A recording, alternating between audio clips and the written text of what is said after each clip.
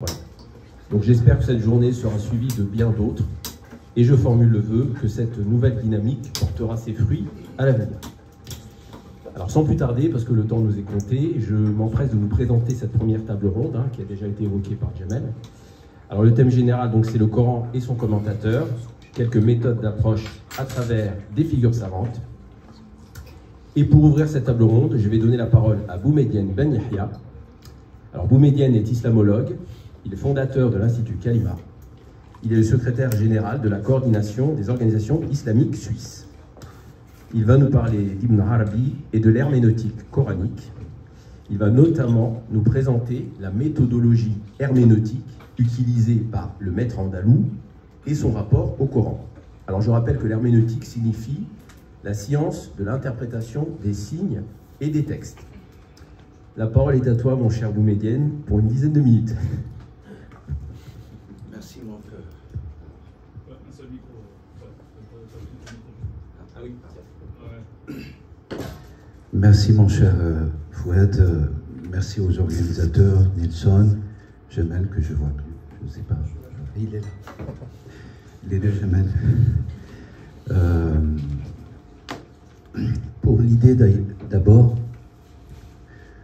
vous l'avez rappelé, l'idée de réunir les énergies et les volontés autour du Coran. Je crois que c'est peut-être l'une des vocations de la réunion, de l'organisation de cet événement.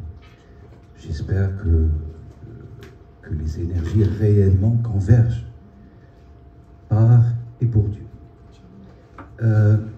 Par rapport à la question d'Ibn Arabi, alors déjà 10 minutes, je vais vous prévenir, rien que pour commenter ou introduire Ibn Arabi, il faudrait peut-être 10 ans.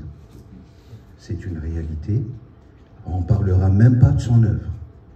Mais je vais essayer d'aller très très vite et parler de quelques indicateurs de sa méthode concernant l'approche coranique. D'abord, qui est Ibn Arabi? Vous le savez certainement. C'est un maître andalou, un grand maître, un savant, théologien, traditionniste, métaphysicien, maître spirituel, penseur aussi, parce qu'il offre une certaine pensée à la communauté universelle. Il est né à Murcie, si vous voulez, murcien de naissance et damascen de décès. Et puis, il joint, par le fait de sa mobilité horizontale, l'Occident et l'Orient. C'est une indication très importante pour pouvoir, petit à petit, suivre un petit peu le déploiement et l'inspiration de son œuvre. Ibn Arabi a consacré pratiquement toute sa vie, depuis sa jeunesse, à la parole de Dieu, pour ne pas dire les paroles de Dieu, Kalam Allah, et à Sunnatu Rasulillah, alayhi salatu wassalam. Alors bien sûr, c'est un auteur qui est extrêmement abondant, qui a une créativité en termes de littérature produite par ses soins extrêmement colossale. Peu comptabilisé, et ça c'est un travail qui continue, des centaines, voire peut-être des milliers de traités. Ibn Arabi est connu notamment pour deux œuvres. Une œuvre colossale, monumentale, magistrale, encyclopédique, diraient les autres ou les uns. C'est Al-Futuhat al-Makkiya, les illuminations de la Mecque, une œuvre qui est née, si vous voulez, à son arrivée à la Mecque, à son arrivée en Orient. Et puis, c'est une œuvre qui lui a été, je vais utiliser le terme inspiré avec beaucoup de prudence, parce que pour Ibn Arabi, l'inspiration n'est pas quelque chose qui pourrait être enfoui sous un seul vocable. Donc, et qu'il a pu rédiger, recorriger tout au long de sa période orientale jusqu'au moment où 2 ans à peu près avant sa mort, il a redirigé, revérifié, reprécisé toutes les connaissances qui sont consignées dans cette œuvre. Il est connu aussi pour un petit traité beaucoup plus énigmatique, beaucoup plus cryptique, si vous voulez, beaucoup plus hermétique, disent d'autres, quelques spécialistes, et qui est Fusus al-Hikam, on pourrait traduire en français par les certisages des pierres précieuses concernant les sagesses. Voilà. Donc, à partir de ces deux œuvres, dont on a les manuscrits, ça c'est fondamental sur le plan scientifique, si vous voulez, on pourrait commencer à parler d'Ibn al-Arabi, à commencer à parler de son œuvre. L'herméneutique pour Ibn al-Arabi n'est pas un terme de prédilection, si vous voulez, c'est pas un terme priorisé dans l'œuvre d'Ibn al-Arabi. Mais quelques études nous montrent que Ibn al-Arabi emploie certainement, comme tous les penseurs de l'islam, et notamment les interprètes de la parole de Dieu, voire par extension de la tradition du prophète Mohammed alayhi salam, Ibn al-Arabi emploie une certaine méthode, quelques clés, pour pouvoir expliciter le sens des paroles de Dieu. Donc la visée est surtout d'explicitation des sens. Sauf qu'Ibn al-Arabi est bien sûr connu pour avoir proposé, entre guillemets, le terme herméneutique, ne le prenez pas au sens littéral ou au sens classique, le sens étymologique du terme, parce que pour Ibn al-Arabi, l'herméneutique, c'est quelque chose qui va au-delà de ce qu'on appelle l'herméneutique classique. C'est une affaire d'initiatique, d'un voyage probablement éternel, des allées de retour entre l'être et entre Dieu, si vous voulez, de manière générale. Et son herméneutique, elle se base bien sûr, elle se déploie tout au long de son œuvre magistrale, Futuhat al-Makkiyya, sur l'exploitation de quelques axiomes assez particuliers. Ibn al-Arabi d'ailleurs, et au contraire de tous ceux qui l'accusent, qui sont innombrables par rapport à ce qu'il avait écrit ou dit, valide de manière générale beaucoup de principes qui ont été fondés par les savants avant lui. Et ça, c'est un trait indéniable aussi. Parce que souvent, on va très très vite dire, Ibn Arabi a tout balayé, il nous propose des lectures hallucinantes, et puis du coup, il est sorti du champ, si vous voulez, d'une tradition islamique, scientifique, une approche historique, une approche critique des textes. Alors, se soulève la question de l'exégèse. Tafsir chez Ibn al-Arabi, d'abord. Tafsir chez Ibn al-Arabi n'est pas un tafsir basé sur la raison, où la raison serait à la fois l'outil, le moyen, la source et la finalité. L'Arabi utilise la raison comme tout être humain, c'est une faculté humaine. Mais Ibn al-Arabi souligne, il nous avertisse, alors pas directement non, parce que Ibn al-Arabi, ça c'est très important, quand il écrit quelque part pour lui, dans son monde, aux gens qui sont extrêmement avertis, dont maîtres spirituels, parfois aux initiés, hein, ceux qui sont vraiment ancrés dans la voie de Dieu, Sirat al-Mustaqim. Il écrit parfois à quelques maîtres particuliers, à ses propres maîtres. Hein, si vous voulez, il envoie une certaine critique à ses propres maîtres, ou des précisions, il précise beaucoup de connaissances à l'égard de ses maîtres. Et donc, la question de l'exégèse chez Ibn al-Arabi, c'est une question à dépasser de manière évidente, parce qu'Ibn al-Arabi lui-même considère que son œuvre, il déclare que son œuvre est une œuvre dictée, inspirée. Et donc c'est une œuvre qui est ordonnancée, si vous permettez l'expression, d'une manière qui ne répond pas à une certaine logique des écrivains. On a beaucoup d'écrivains qui théorisent, qui ont leur plan de travail, si vous voulez, plan de rédaction, Ibn Arabi reçoit. Et donc, par conséquent, il transpose ce qu'il reçoit de la manière la plus fidèle, de manière, si vous me permettez l'expression, virginale. Il reçoit un mot, il reçoit une structure, il reçoit des connaissances, il les transpose dans un traité. Et puis toute son œuvre est traversée par ce caractère. Donc parler d'Ibn Arabi, et si vous voulez, en regardant un petit peu tous les sujets qui vont suivre, le René Guénon, Malik ibn Nabi et les approches concernant le Coran dans le passé et dans la modernité, ne s'appliquent pas à Ibn Arabi. Parce qu'Ibn Arabi reçoit, transmet, et puis il donne des clés, il enfouit, hein, son œuvre est enfouie, fourmille, bouillonne, si vous voulez, de clés parsemées, disséminées dans son œuvre colossale, à titre d'information, juste pour mesurer, si vous voulez, la punition pour celui qui entreprend des travaux ou une aventure avec Ibn Arabi, à travers son œuvre. Vous avez le Futuhat al-Makkiyya, selon une édition critique assez récente, vous avez 10 360 pages de manuscrits. Voilà.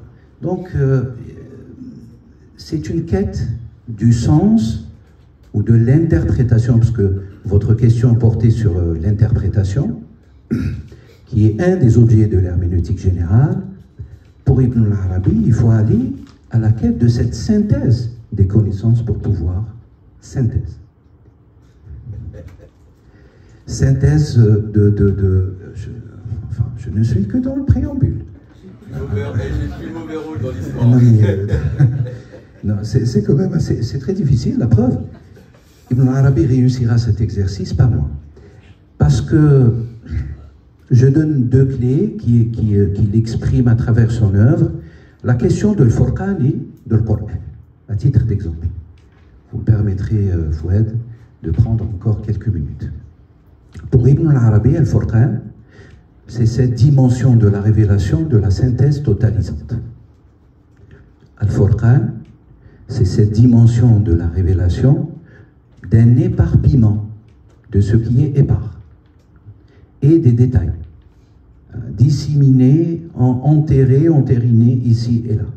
Donc voilà, ces deux dimensions qu'Ibn Arabi use, si vous voulez, malgré lui, dans son œuvre, font partie des clés de la méthode d'Ibn Arabi, comment Ibn Arabi interprète ou extirpe les sens extrêmement profonds de la parole de Dieu et de la Sunna. Je rajoute deux autres éléments, quelque chose qu'il faudrait peut-être qu'on abordera dans la discussion tout à l'heure, qui est très important, qui constitue la colonne vertébrale de quelque chose d'incontestable à travers toute l'œuvre d'Ibn Arabi, c'est l'approche littéraliste. L'approche littéraliste. Pour ma part, alors, je suis aux côtés de grands chercheurs. Pour ma part, je n'ai pas rencontré plus littéraliste qu'Ibn Arabi. Dans tout le patrimoine que j'ai pu consulter à travers mes années d'introspection, de recherche et d'analyse. Il est extrêmement littéraliste, mais le terme littéraliste ne veut pas ce que vous entendez par le terme. Il ne veut pas dire cela. C'est beaucoup plus précis, c'est beaucoup plus technique. C'est fini, vraiment, merci. J'interprète parce qu'il vous cache ce qu'il... Enfin, bon, je n'ai plus que... Je ne sais pas. Est-ce que Ibn Arabi va nous pardonner? Je ne sais pas. Mais en tout cas, c'est très très dur d'interpréter ou de dire une parole sur Ibn Arabi sans vraiment prendre un engagement de toute une vie.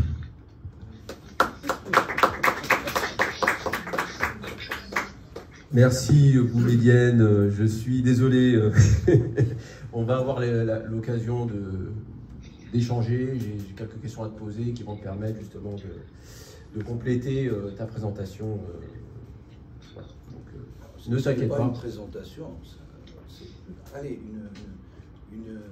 Une brève introduction. Même pas. Très bien. Vraiment. Il est vrai qu'on aurait aimé avoir la saison 2 de Alors on va donc poursuivre cette réflexion avec cette fois Slimane Reski.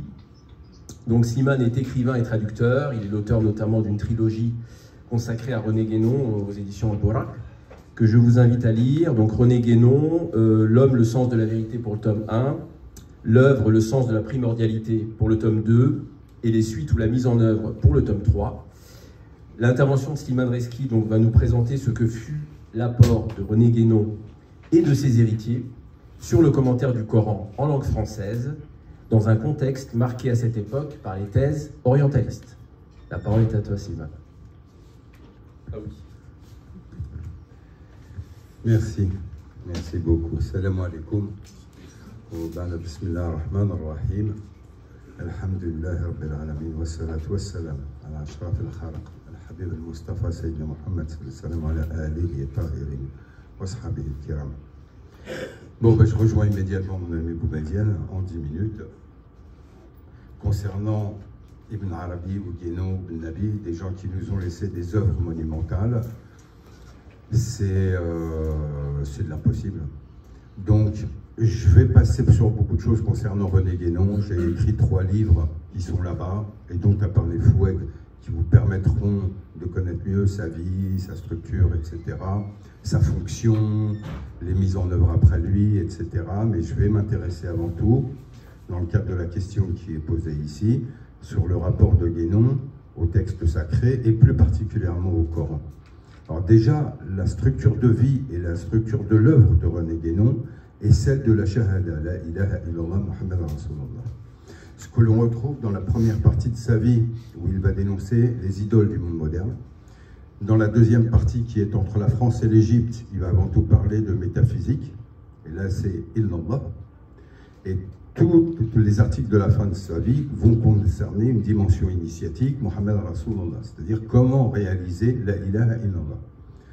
Et nécessairement, je vais faire des ponts avec Ibn Arabi, et vous comprendrez rapidement pourquoi, puisqu'ils ont une fonction qui est très liée, que ce soit dans le temps, par leur chronologie. Ibn Arabi vient 6 siècles après le prophète, et Guénon vient 6 siècles après Ibn Arabi. Quand Guénon décide de partir en Égypte, de s'installer, la première intention est de ramener des manuscrits musulmans originaux qui vont éclairer le Coran. Et il part avec une liste de 234 ouvrages de Ibn Arabi dans les valises. Donc il part à la recherche de Ibn Arabi pour le faire connaître à l'Occident. Donc les fonctions et les œuvres sont intimement liées. Donc Guénon, lui, a avant tout une fonction qui est universelle, et dans son œuvre, on va retrouver des principes fondamentaux qui tiennent à la tradition primordiale, c'est-à-dire à l'islam avec un I majuscule, qui est la religion de Adam à Sayyidina Mohammed, et qui n'a subi que quelques adaptations de forme tout au cours du cycle. Et on va retrouver d'ailleurs dans le Coran, que ce soit Sayyidina Isa, Sayyidina Nuh, Sayyidina Ibrahim, Sayyidina Sulaiman, chaque fois on va nous dire « Kana musliman ». Sayyidina Yaqub qui dit à ses enfants « Wala tamutunna illa wa antum muslimoun ». Donc cet islam primordial, cet islam intemporel, transhistorique.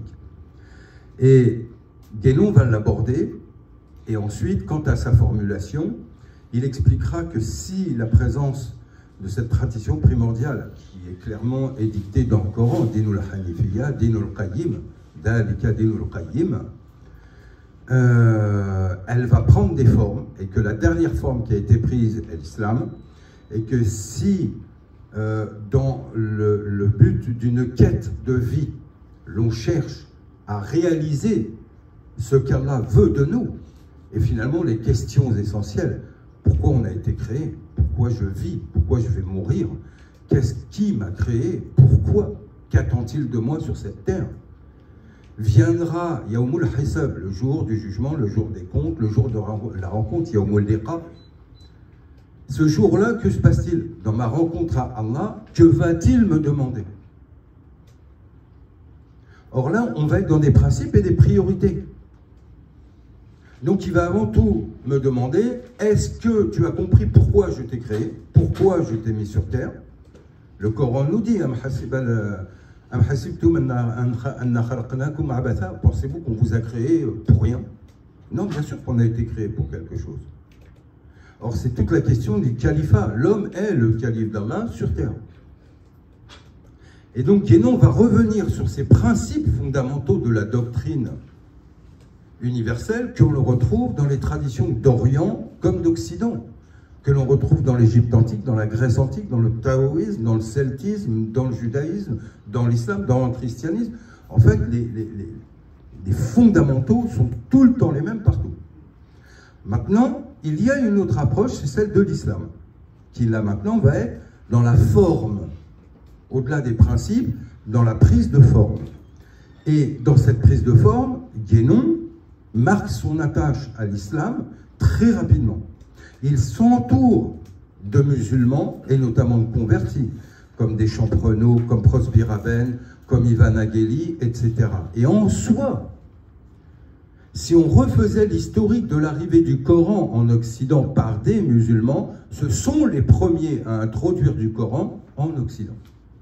Auparavant, on a des tentatives depuis la fin Moyen-Âge et notamment Renaissance, on a des tentatives de traduction du Coran qui sont faites, mais par une école qui n'est même pas encore orientaliste, qui est chrétienne, inquisitrice, et notamment qui veut promouvoir l'inquisition en Andalousie, et de l'autre côté, la destruction de l'Orient musulman, la reprise des lieux saints, les croisades, etc. Donc toutes les tentatives de traduction qui sont faites à charge contre l'islam. Elles ne sont pas faites sur le Coran entier, elles sont galvaudées, les traductions sont massacrées, et on va arriver comme ça jusqu'à une école orientaliste qui naît avec la naissance des langues orientales en France, dont le but est de former des administrateurs civils qui vont gérer les terres colonisées. Voilà quelles sont les premières intentions de l'étude des langues et du monde arabe et du monde coranique. Alors, on ne mettra pas tout le monde dans le même sac, et là je conseille les écrits de Édouard Saïd, qui a travaillé sur ces questions de l'orientalisme, où il a fait des très bons travaux. Mais on aura des gens comme Jacques Berck, par exemple, qui seront des exceptions. Maintenant, dans l'ensemble, je reprendrai un cas sur lequel on se trompe souvent, qui est celui de Louis Massignon, qu'on a encensé à plusieurs reprises, et duquel Michel Valsan disait c'est un cheval de Troie au sein de l'islam.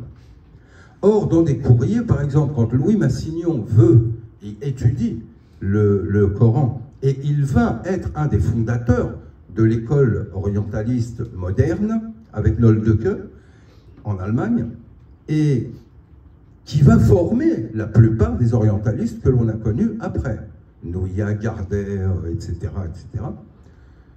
Qu'est-ce qu'il dit dans des échanges de correspondance? Il dit il est important de travailler le Coran dans sa langue originelle, l'arabe, afin de démontrer toutes ces incohérences et ces erreurs grammaticales, et de bien démontrer que seul le Christ est vrai, seul le christianisme est la voie qui mène à Dieu, et que le Coran est l'œuvre d'un guingois.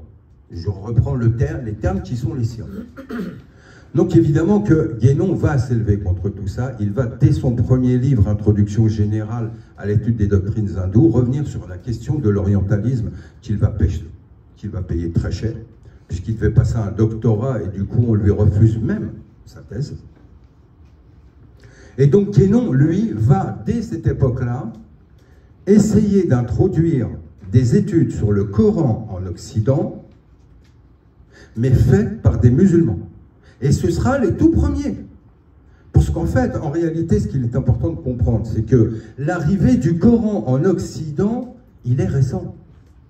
En dehors des écoles critiques dont j'ai parlé, de l'Inquisition, des croisades qui travaillent à charge contre le Coran et qui le déforment, la toute première traduction que j'ai pu recenser, c'était M. Lahimesh, 1931. La première traduction complète, faite par quelqu'un qui a fait une école coranique et maîtrisé l'arabe, 1959, Hamidullah, professeur Hamidullah. Mais auparavant, on a cette école que Guénon va former autour de lui, qui ne va pas faire une traduction du Coran complète, car lui-même, Guénon, était contre une traduction du Coran. Il dit le Coran, on peut le commenter, l'expliquer, mais pas le traduire, car une traduction est une trahison, pour la bonne et simple raison que l'arabe est une langue sémantique, polysémique, très riche.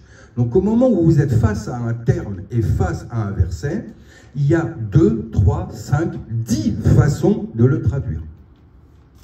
Il ne peut être compris qu'en fonction d'autres éléments. Par exemple, le Coran par le Coran, comme l'exégète, elle aussi, l'a fait dans son tafsir. Donc Guénon était contre les traductions en tant que telles. Quand quelqu'un se convertissait à l'islam et l'en informait, la première chose qu'il disait, c'est « apprenez l'arabe ». Et donc là, j'ouvre un peu sur les tables rondes qui vont nous suivre, c'est que l'arabe est la clé de l'approche du Coran. Ibn Hazm, par exemple, qui a été celui qui, après Abi Daoud, a développé l'école d'Ahiriste, école auquel on a voulu rattacher Ibn Arabi, qui s'en défendait parce qu'il avait quand même des points de vue assez différents. Mais c'est vrai que l'approche, c'est ce qui est marrant d'ailleurs, parce qu'à Ibn Arabi, on lui reproche ses interprétations, alors que c'est peut-être celui qui a le moins interprété.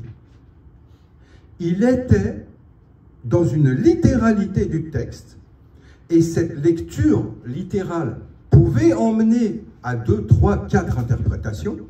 Et là, effectivement, comme disait Sibou Mediane tout à l'heure, il cautionnait plusieurs savants d'avant lui, en disant son approche, elle est correcte selon telle perspective. Là, cette approche, elle est aussi cautionnable et correcte, mais si on l'envisage selon tel aspect. Or, le Coran a cette richesse. C'est que musulmans que nous sommes tous depuis l'avènement de l'islam et la révélation au prophète Sayyidina Muhammad sallallahu alayhi wa sallam, on a un texte. Hein, un Coran, il n'y en a pas 50. Et pourtant, les divergences d'approche, de compréhension, naissent déjà avec les compagnons. Avec les compagnons.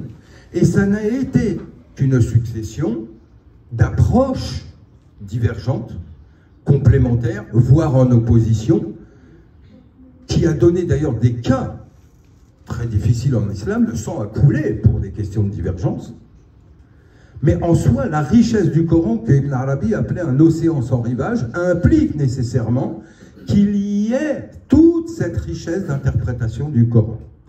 Or, une des approches fondamentales et un des points communs de tous les grands maîtres qui ont approché le Coran, c'est la maîtrise parfaite de la langue arabe. Je repense, et je finirai là-dessus puisqu'on n'a pas le temps, je revoyais il n'y a pas très longtemps la vie de l'imam Mohammed Matouali Sha'arawi, qui est contemporain, 20e siècle, mort en 98 en Égypte, quand il finit tout son cursus d'Al-Azhar, qui était, surtout à son époque, un cursus très pointu, très fort. Au moment où il finit, qu'est-ce qu'il fait? Il dit « Je vais aller apprendre l'arabe ». Et tout le monde lui dit bah, « Tu connais l'arabe parfaitement ». Il dit « Non, non, je parle de l'arabe coranique, je vais retourner apprendre l'arabe, car on ne peut approcher le Coran sans l'arabe ». Ibn Hazm, dont je parlais, avait exactement la même approche, en disant « Pas d'approche sérieuse, ni d'introspection profonde du Coran sans maîtrise de la langue arabe ». Or, aujourd'hui, on a besoin de cette approche qui est faite par des musulmans. Et c'est ce qui a été fait dès l'époque de René Guénon, avec des gens qui, autour de lui, notamment Michel Valsan et son école, qui ont été les premiers à traduire des commentaires coraniques comme celui de Kashani, de Konyaoui, etc., vers la langue française, mais faites dans l'intention que peut porter un musulman sincère. Parce que c'était toute la question des intentions qui étaient derrière ces traductions qui importaient. Or, c'est depuis cette école-là que la naissance de ces travaux arrive. Et ils vont être en contact avec Hamidullah, qui produit la première traduction complète. Merci. Merci Slimane. On va avoir l'occasion de parler de ce que tu évoquais dans la chute, enfin dans la fin de ton intervention. Donc nous allons terminer la première partie de cette table ronde avec Jamel El-Hamari. Donc, Jamel est docteur en histoire de l'islam contemporain à l'université de Strasbourg. Il est diplômé d'islamologie à l'EPHE La Sorbonne. Il est le fondateur de l'Académie française de la pensée islamique.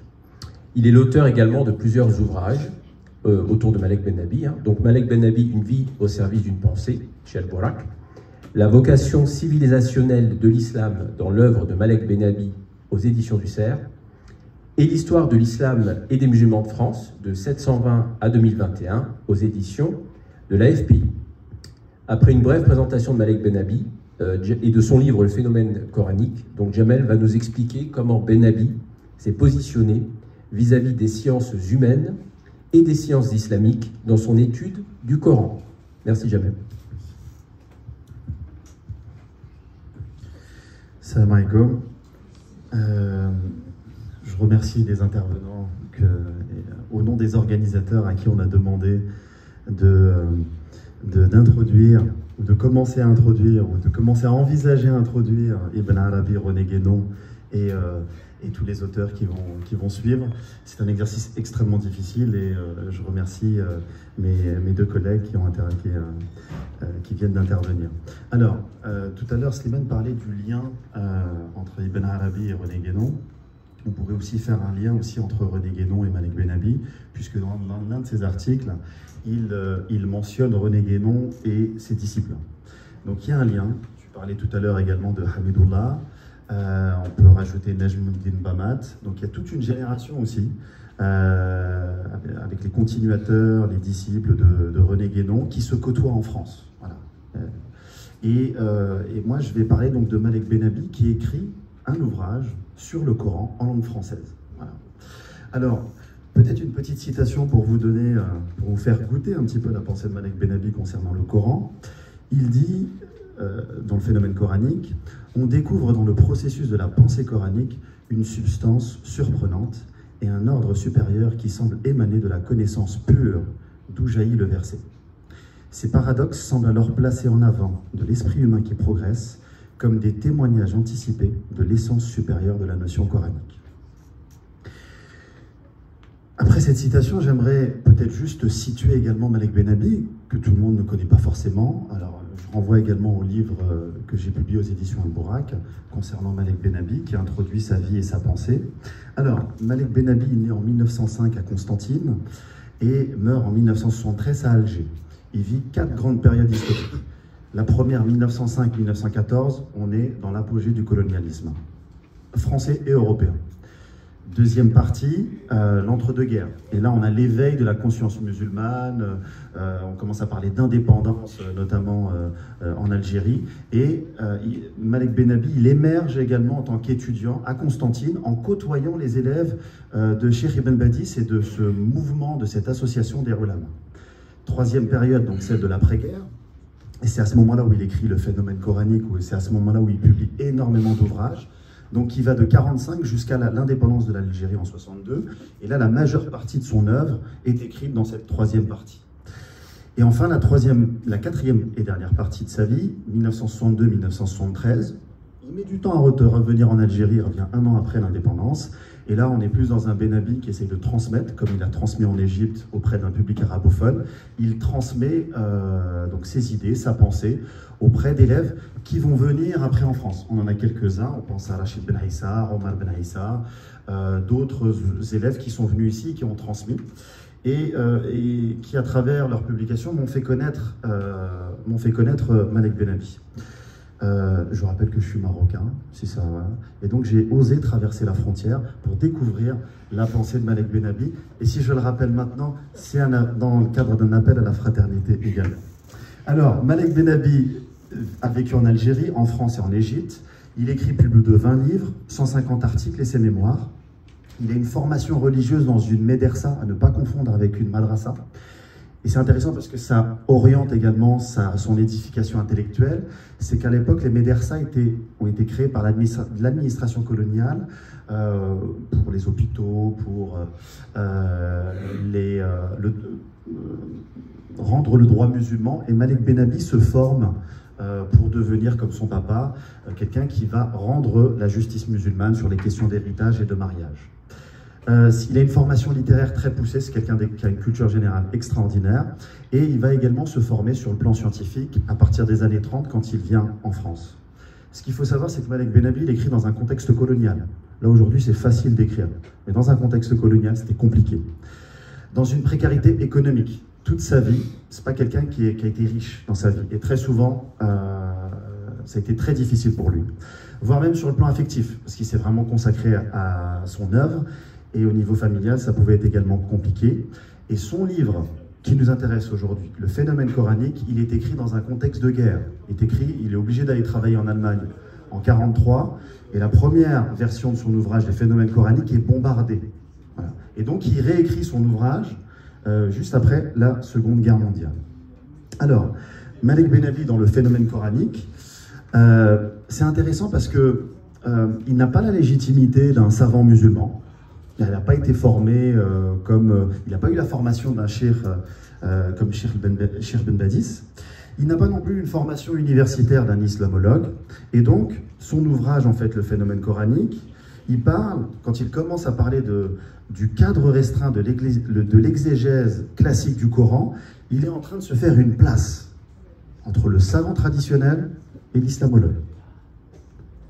Et donc, quand il parle de ce cadre restreint de l'exégèse classique coranique, il va à la fois confirmer des choses qui font partie du patrimoine classique musulman, que le Coran est un livre qui a été fixé du temps du prophète sallam, que le Coran, et là c'est peut-être son influence chaldonienne, a donné l'impulsion à la civilisation islamique, qu'il faut étudier le Coran, et là ça rejoint un peu ce que pourrait dire René Guénon, qu'il faut étudier la révélation coranique et la vocation prophétique dans un cadre plus large de la tradition monothéiste, dont l'islam serait le couronnement. Voilà. D'un côté, il va confirmer ce que la tradition musulmane dit sur le Coran, et de l'autre côté, il va également, et c'est là où il est intéressant, et c'est là où il rejoint ce que Slimane disait sur René Guénon, c'est qu'il va tout de suite, par exemple, alerter sur les dangers des travaux d'un Louis Massignon, qui en s'intéressant par exemple à Al-Hallaj, lui tout de suite, il voit une façon de s'intéresser déjà à quelqu'un qui est très, très minoritaire, une espèce de figure christique dans l'islam, et donc lui, il voit ce danger déjà sur le plan de l'islamologie. Après, c'est quelqu'un qui a, René Guénon, si on revient sur l'histoire, a une influence sur la politique musulmane. Et enfin, donc politique musulmane est dit également aussi un rapport très étroit et collaboratif avec la police des indigènes qui surveillaient des profils dangereux, en tout cas considérés comme dangereux, comme Malek Benabi. Et également, il y avait aussi des notes, Malek Benabi nous parle de comptes rendus que Massignon faisait également à l'église catholique.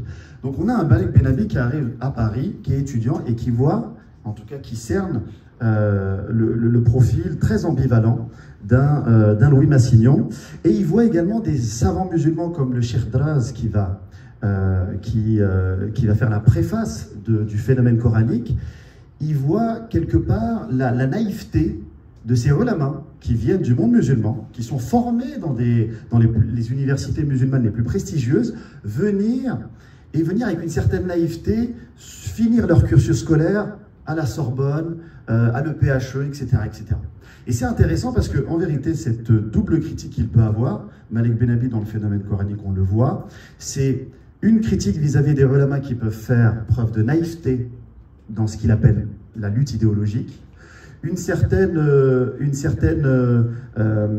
il reprend également ce que l'école orientaliste dit, c'est-à-dire que finalement l'exégèse coranique des savants musulmans est plutôt à l'arrêt, donc il faut lui donner du mouvement, et on le voit dans ses propos. Donc il y a cette double critique. Les ulama ne se rendent pas compte dans quel monde ils vont, dans quel monde ils sont, donc il y a besoin d'un ijtihad plus ouvert, plus dynamique. Et de l'autre côté, il critique également les islamologues, les orientalistes, en disant « mais attention, ce qu'ils font n'est pas neutre ». Et d'ailleurs, il n'y a qu'à renvoyer le lien entre le développement des écoles orientalistes et le rapport du monde occidental avec le monde musulman. On a commencé à traduire même les croisades, les traductions de Pierre le Vénérable. Plusieurs siècles plus tard, on traduit des ouvrages d'Ibn Khaldoun par le ministre des Guerres français, non pas par islamophilie, mais parce qu'on voulait simplement comprendre la différence entre les Arabes et les Berbères, pour mieux les coloniser. Donc Malek Benabi, il est extrêmement pertinent sur ce sujet-là, et dans la première partie du phénomène coranique, il essaye de faire sa place. Sherdraz fait la préface de l'ouvrage de Malek Benabi, et finalement il va dire que Malek Benabi n'est pas si original que cela, que c'est bien ce qu'il a fait, mais que d'autres ont fait. Donc là on a la critique d'un savant musulman réputé mondialement. Et de l'autre côté, le courant orientaliste n'en parle pas. En Algérie, l'association des ulama avait des revues également, n'en parle pas également. Donc il est extrêmement déçu de l'accueil du phénomène coranique. Il me reste combien de temps? Ça y est. Ça y est. Non mais je laissais toujours... Merci. Non, mais 50 secondes... J'ai senti que tu commençais à écrire. Tu étais en train de les atteindre. Voilà. Bon, eh bien écoutez, on va terminer là-dessus. Tout ça pour dire que la démarche d'un Malek Benabi, eu égard à sa vie, eu égard à ses objectifs, il me semble que l'apport d'un Malek Benabi, c'est d'avoir, pour avoir vécu en France, d'avoir su finalement décrypter aussi les stratégies, aussi il a su révéler également un autre aspect du colonialisme, c'est-à-dire le lien entre savoir et colonisation. Je pense que l'un des apports du phénomène coranique, il est là. La deuxième des choses, c'est qu'il écrit dans un contexte où la jeunesse musulmane est très attirée par les idéologies comme le communisme, comme le socialisme, comme l'arabisme. Et donc lui, en écrivant cet ouvrage-là, il veut donner une base rationnelle à l'étude du Coran pour vraiment remobiliser le camp des musulmans, en disant mais il faut être fier également de ce patrimoine. Et enfin, peut-être ne s'en rend-il pas compte, et c'est peut-être une question également qu'on pose et qui nous permettra d'engager le débat avec mes camarades, notamment Slimane, c'est que parfois, en faisant aussi cela, est-ce qu'on n'ouvre pas la boîte de Pandore aussi? C'est-à-dire réagir à ce que les orientalistes, ou réagir à un manque supposé de dynamisme des ulama, est-ce qu'à un moment donné, on n'introduit pas, on n'ouvre pas cette boîte de Pandore? Est-ce qu'à un moment donné, pour essayer d'adapter les études du Coran dans le monde moderne, est-ce qu'à un moment donné, la question c'est, est-ce que finalement, en sortant l'ijtihad de son cercle de savants, est-ce qu'à un moment donné, on n'ouvre pas cette boîte de Pandore? Et avec le recul que l'on a, est-ce que ça ne crée pas un certain nombre de problèmes quant à la formation que l'on doit avoir pour commencer à approcher le texte coranique? C'est une question que je pose.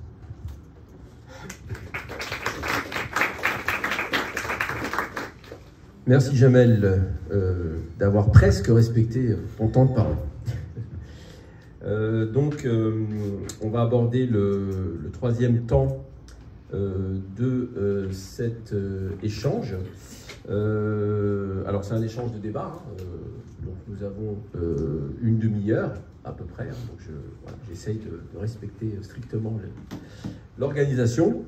Donc la problématique générale qui a été fixée pour cet échange concerne la manière dont la période cyclique et la fonction du savant au regard de son époque ont pu influencer leur approche du Coran. Alors, je vais donc commencer par Boumedienne. Boumedienne, tu as évoqué quand même un certain nombre d'éléments concernant l'herméneutique. Tu parlais de voyage vers Dieu, plutôt. Une œuvre, donc l'œuvre d'Ibn Arabi, qui s'adresse aux maîtres ou aux gens de l'éveil spirituel. Donc ça, c'est déjà une forme peut-être de limitation par rapport au grand public. Il n'y avait pas de réductionnisme rationnel. que c'était une œuvre dictée, ordonnancée, qui n'obéissait pas à une logique. Alors, on pense tout de suite au Coran, hein, forcément. Parce que là, on a une dictée, ce sera peut-être intéressant de voir quelle est la différence.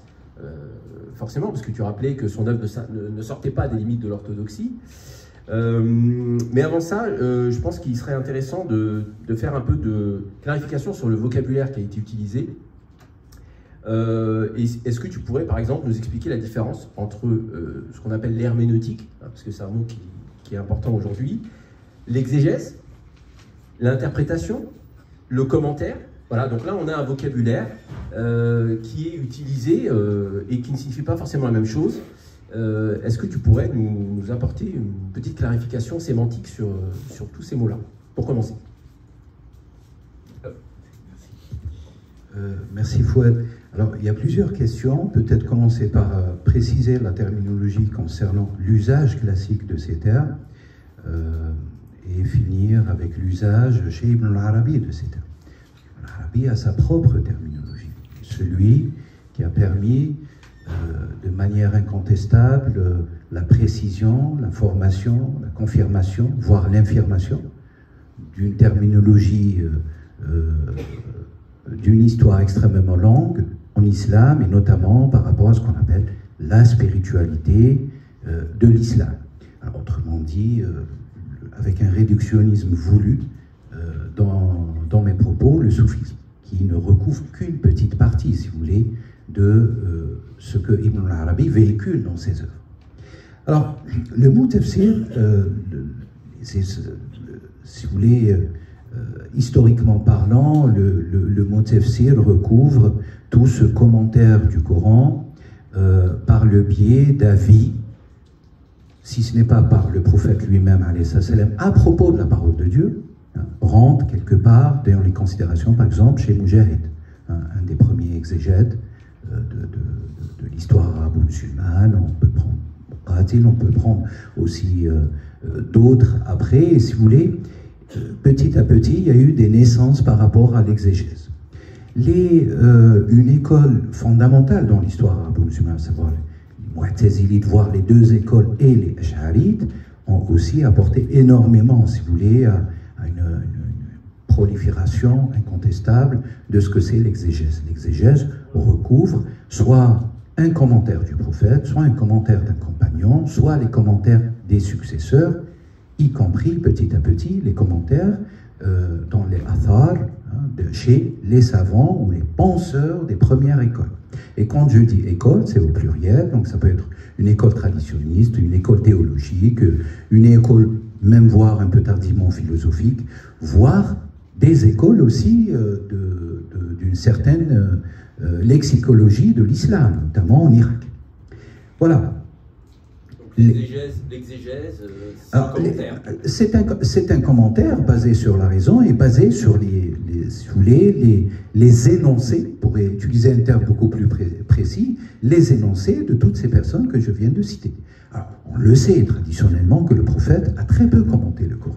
Allez, ça c'est le prophète exécuter le Coran. Pour reprendre une tradition, un Coran en exécution, un Coran en marche, c'est un modèle. Uswa al-Hasana. C'est lui. D'ailleurs, Ibn Arabi, je fais le pont avec cette subtilité chez Ibn Arabi, dans l'enseignement d'Ibn Arabi, le terme Coran peut signifier le prophète. Il nous dit même dans le Futuhat, il nous dit si vous voulez connaître réellement qui est Mohammed, ben regardez le Coran. Contemplez le Coran. Alors, on va à la question du ta'wil. Le ta'wil, c'est une autre affaire, parce que le ta'wil, déjà, il est attesté. Donc, les deux termes sont attestés. Tafsir et ta'wil sont attestés dans le Coran. Et ça, c'est très important. Je voulais sur un plan horizontal de la linguistique générale. Et pas plus que ça. Yufassirun, vous avez cette forme verbale qui est attestée dans le Coran concernant le tafsir, et qui est dans un contexte un peu où Dieu juge un petit peu le tafsir. Si vous voulez, l'action de quelques personnes, des gens des livres, qui essayent de donner un commentaire de ces paroles. Et vous avez, bien sûr, dans Surat Al-Imran, une autre attestation fondamentale, verset 6, si je ne me trompe pas, où le ta'wil est attesté, وَمَا يَعْلَمُ تَأْوِيلَهُ إِلَّا اللَّهُ. et puis un silence. Hein. Vous avez de grands savants qui mettent un grand silence. Ils font partie aussi des règles de la récitation, etc. Et puis le silence marque Tenjin. C'est-à-dire, vous avez ici une fragmentation de la révélation. Ça veut dire qu'il ne faudrait pas lier avec la suite du signe coranique. Et puis,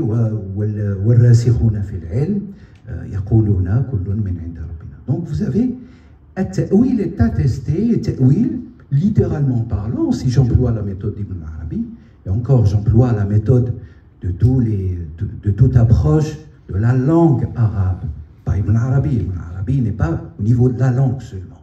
Hein, il utilise le substrat de la langue pour aller extirper, si vous voulez,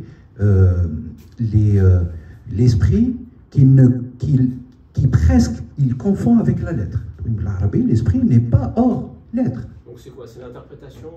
Alors, oui, c'est de revenir à un sens premier, de retrouver, de faire ce processus, de retrouver awwal, primordial, on pourrait traduire par primordial, initial, c'est de retrouver le sens premier, que ce sens, Dieu lui-même l'atteste, enfin, en restant fi hudud al-kalima, si vous voulez, en restant dans la logique et un conformisme de la limite des vocables du Coran, il est à Dieu. Et puis, vous avez d'autres termes qui vont venir, ta'liq, qu'on peut trouver, mais qui est très marginal, qui est un commentaire du commentaire. Et puis la tradition atteste aussi qu'il y a 2 ou 3 couches des commentaires. Vous savez, la première classe des commentaires, deuxième classe, alors certainement, peut-être, je crois que les autres tables aborderont aussi cette... Alors voilà, peut-être demander, on m'entend je pense, demander à Slimane et à Jamel, qu'est-ce que cette distinction, cette différenciation qui peut être faite entre le commentaire qui s'appuie sur des informations finalement qui permettent d'éclairer parfois le contexte ou le sens d'un verset, et l'interprétation, qu'est-ce que ça ouvre comme porte de réflexion finalement dans l'approche du Coran. Comment comprendre également pourquoi le prophète lui-même a très peu commenté le Coran. Est-ce que ça signifie quelque chose pour nous? Est-ce que c'est une ouverture justement vers l'humanité qui doit prendre en charge ce travail?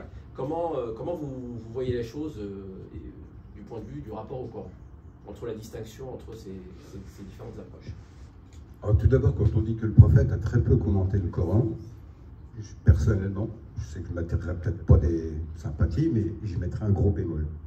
Parce que c'était sa fonction première de clarifier le Coran, tant dans sa pratique que dans sa clarification.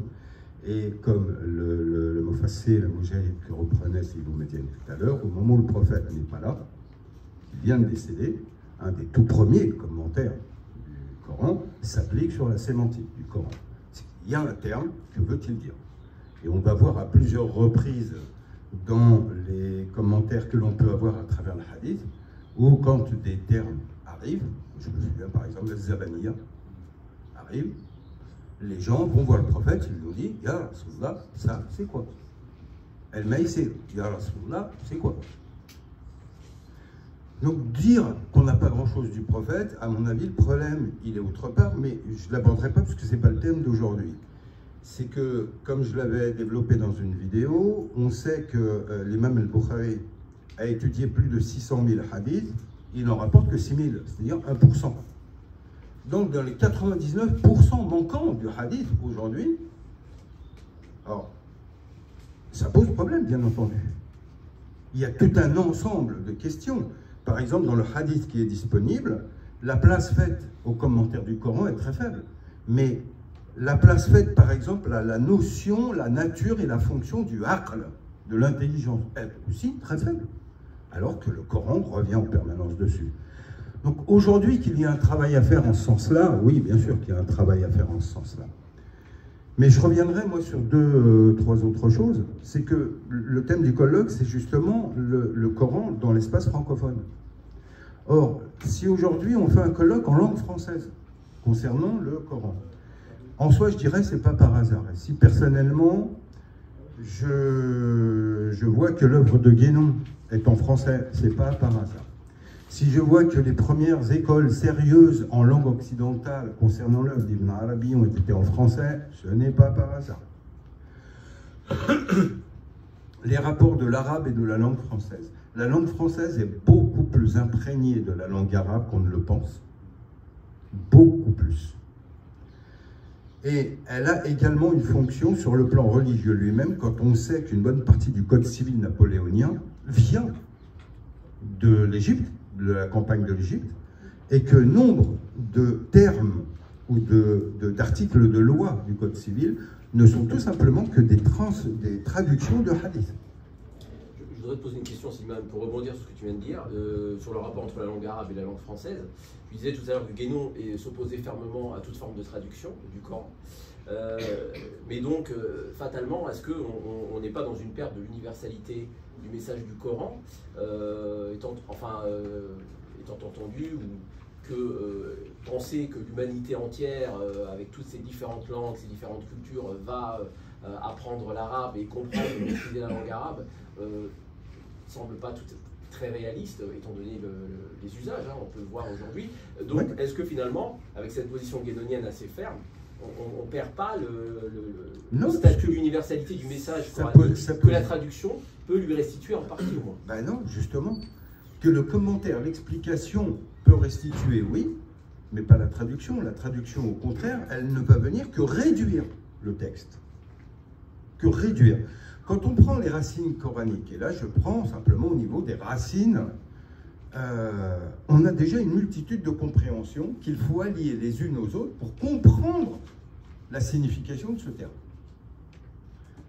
Mais derrière, si on en revient aux nuances coraniques, l'arabe est rempli de nuances, des fois très fines, très subtiles. Une conjonction, par exemple l'étude des conjonctions, l'imam Suyuti dans l'Ithqan va consacrer des pages, des pages, des pages et des pages aux conjonctions. Ida, lam, lima, falamma. Or, c'est les thèmes qu'on retrouve le plus dans le Coran. On voit par exemple que la particule waouh, particule conjonctive arabe, il lui donne 13 possibilités de signification. Donc, quand on commence à rentrer dans cette richesse, on peut se poser tout un ensemble de questions qui ont donné des interprétations derrière aussi. Je reprends un exemple. Dans le mariage, les versets sur le mariage et la polygamie. Il nous est dit épouser 2 ou 3 ou 4, et si, etc., etc. Or, quand on dit ou en arabe, on dit ao. Et dans le verset même, et il nous dit, et si vous ne pouvez pas, à ce moment-là, ao, etc. Et dans ce qui précède, c'est de wa. Tout là, wa. Wa veut dire et. Or, pourtant, des maîtres vont dire non, il peut aussi vouloir dire ou. Or, pourquoi voudrait-il dire ou, alors qu'on a déjà un terme arabe qui signifie ou?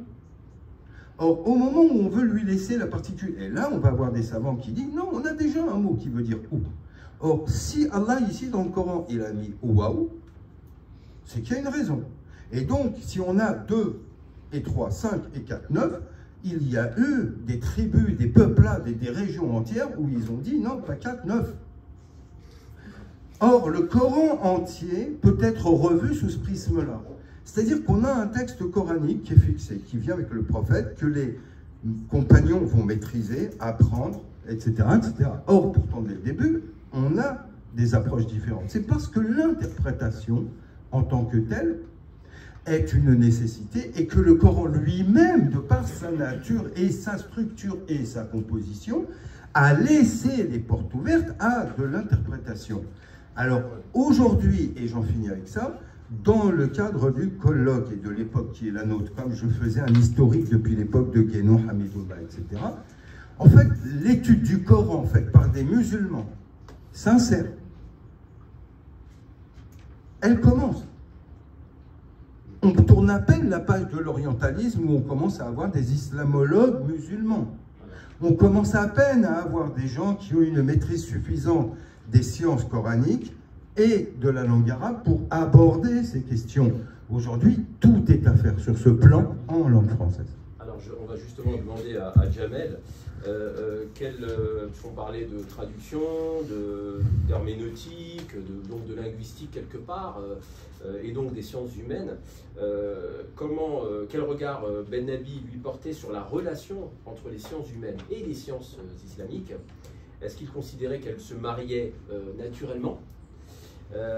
Et sinon, comment entrevoyait-il la résolution de leur antagonisme, s'il considérait qu'elles ne s'harmonisaient pas naturellement? Merci Fouad pour ta question. Je vais peut-être continuer sur la question du commentaire, parce qu'un Malik Benabi, dans son œuvre, et finalement c'est un peu ce que l'on pourrait reprocher il s'inscrit dans le réformisme musulman orthodoxe, donc depuis Jamal Avrani, Mohamed Hamdou, Rachid Rida. D'ailleurs, le mot réforme, il y aurait tout un colloque à faire sur le choix de la traduction, en tout cas de l'islam par réforme, et qui nous renvoie au protestantisme. Et en reprenant une formule de l'historienne Catherine Mayer-Jaouen qui parlait de trinité. Voilà. Al-Avrani, Abdou, Rachid Rida. D'ailleurs, dans lequel beaucoup de réformistes vont s'inscrire, même jusqu'à récemment, dans l'œuvre d'un Tariq Ramadan. Donc, un Malik Benabi s'inscrit dans le réformisme, et le réformisme est une école finalement très pragmatique. On reproche aux ulama de ne pas être assez dynamiques, voilà. Donc, eux, ils n'iront pas, ils ne colleront pas, en tout cas comme Ibn Arabi, au texte coranique lui-même, au commentaire auto du Coran. Et en même temps, puisqu'ils vivent dans ce monde moderne, que le monde moderne, c'est aussi la vitesse, c'est aussi le mouvement, ils n'y feront pas non plus une critique aussi radicale, au sens noble du terme, qu'un René Guénon. Et en fait, le Malik Benabi, en faisant partie de cette école-là, en fait, tous les désagréments liés à ce positionnement, qui est pour le coup instable, on sort, quand il fait le phénomène coranique, Malik Benabi, il n'a pas d'ijaza particulière. Donc, et il incarne en fait finalement un tournant, je pense, dans les années 30, avec la naissance des frères musulmans qui vont s'inscrire dans ce courant-là. Et pour la première fois, à partir des années 30, on commence à avoir des commentaires du Coran, une démarche d'ijtihad, en tout cas on met un nouveau contenu dans le terme d'ijtihad, où finalement on le fait en rupture aux écoles musulmanes traditionnelles, aux commentaires des écoles traditionnelles, en défiance vis-à-vis des écoles spirituelles et notamment le soufisme. Et ça, c'est une première. Et ça, je pense que les années 30 inaugurent finalement quelque chose de nouveau même dans l'approche du Coran. Et c'est quelque chose d'assez subtil qu'on n'a peut-être malheureusement pas assez mis en évidence, parce qu'à partir de ce moment-là, on commence à se positionner en tant que réformiste. Et je pense vraiment avec beaucoup de sincérité, je ne remets pas du tout en cause la sincérité, on se positionne face au texte coranique avec une démarche finalement très idéologique, et qui ressemble d'ailleurs aux idéologies à l'œuvre, que ce soit le communisme, le socialisme, le panislamisme, le panarabisme. Et ça pose un vrai problème, parce que finalement on fait table rase de tous les commentaires. On devient des générations spontanées, et finalement on n'est plus dans un processus de légitimation qui est là. C'est-à-dire côté savants musulmans avec les ijazas, les écoles traditionnelles, les grandes universités. Et on n'est pas non plus dans quelque chose, dans une légitimité universitaire, islamologue. Et là, donc, on est dans quelque chose, finalement, d'assez pragmatique. Et toute la démarche d'un Benabi et de ses réformistes, c'est finalement d'opérer des greffes et de mettre du contenu moderne à des définitions. Je donne des exemples. L'ijtihad devient un effort d'interprétation rationnelle avec la définition que l'on donne à la raison au XXe siècle et du monde moderne. La maslaha devient l'intérêt général, la shura devient une démocratie parlementaire.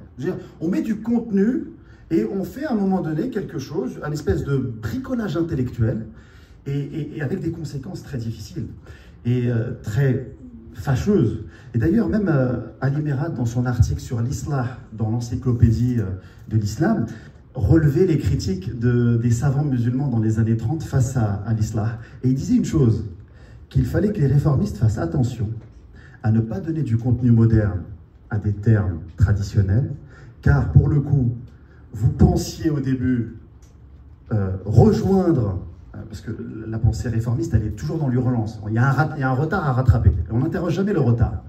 Et donc, au nom de l'urgence, il faut rattraper quelque chose. Donc, on se met en mouvement. Mais des fois, on peut tourner en rond. Et je terminerai là-dessus. Il disait, en fait, il relevait en fait la critique des ulama de cette époque-là, et il disait, attention, l'ijtihad, à partir du moment où vous le sortez d'Al-Qarawiyyin, d'Al-Azhar, du cercle des savants, qui ont mis du temps, avec des ijazat, donc avec même une diplomation à l'intérieur de la civilisation musulmane qui répond à des règles précises et qui protégeait ce concept d'ijtihad en le sortant finalement de ces cercles de savants. Alors certes, vous lui donnez peut-être un dynamisme, vous le démocratisez, mais quand on démocratise, on n'est plus dans la qualité. Alors justement, et ça, c'est un danger. Avant de redonner la parole à vous, Médiane, mais je te demanderais d'être très synthétique. Cette question que je te posais sur le regard que Ben Habib portait sur les sciences humaines, plus spécifiquement que le contexte, parce que la contextualisation de certaines traductions que tu as rappelées sur l'ijtihad et d'autres mots, moi je parlais plutôt de la méthodologie d'approche des sciences humaines et des sciences islamiques. Cette question se pose encore aujourd'hui, parce qu'on a de l'islamologie, on a de la codicologie coranique au Collège de France, on a une rupture entre aujourd'hui les approches islamiques traditionnelles ou traditionnalistes et les sciences humaines, un fossé radical, les unes opérant selon des paradigmes qui sont étrangers aux religions elles-mêmes, et les autres faisant preuve parfois soit de rigidité, soit de manque de créativité ou de manque d'ouverture sur les innovations contemporaines. Donc cette question elle se pose encore aujourd'hui. Donc est-ce que quand tu dis que Ben Habib lui s'approprie les sciences humaines dans son approche très rapidement, vraiment un ou deux points, qu'est-ce que tu peux nous dire là-dessus qui pourrait nous apporter un début d'éléments de réponse sur cette problématique aujourd'hui? Ça rejoint ce que je viens de dire, c'est-à-dire qu'il y a une espèce de pragmatisme chez les réformistes où finalement, et un espèce de bricolage aussi sur le plan intellectuel, où on prend finalement un peu du patrimoine musulman, un peu de la modernité, on essaye de donner du contenu qui essaye d'être le plus authentique possible et en même temps d'être le plus actif, le plus dynamique possible. Donc lui, quand il va parler des sciences humaines, il ne mesure peut-être pas le danger, en fait, finalement, à ce moment-là. Et c'est une question que je me pose à l'issue de mes recherches, c'est qu'il s'inspire beaucoup d'Ibn Khaldoun. Et Ibn Khaldoun, dans ses observations des sciences humaines, on voit qu'il associe toujours un verset coranique à chaque observation. Et on le voit dans la Muqaddima, le verset coranique vraiment irrigue toutes ces observations sociologiques, économiques. Et donc c'est là où je suis un peu surpris parce qu'il assume le fait de s'inspirer d'Ibn Khaldoun.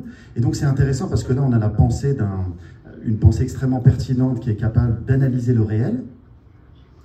Et après, dans sa réflexion sur le Coran, on ne le voit pas. Et donc, il associe en fait un peu des sciences islamiques, un peu des sciences humaines, je pense avec beaucoup de pragmatisme. Et surtout, il y a toujours une stratégie intellectuelle et politique chez les réformistes.